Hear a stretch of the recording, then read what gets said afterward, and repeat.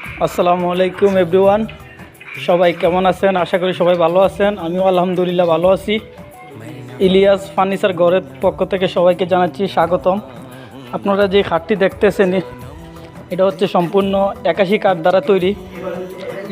অত্যন্ত সুন্দর নতুন ডিজাইনের খাট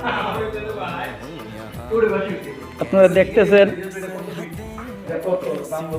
এটা হচ্ছে আপনার 81 কাঠ দ্বারা তৈরি হয়েছে খাটটা।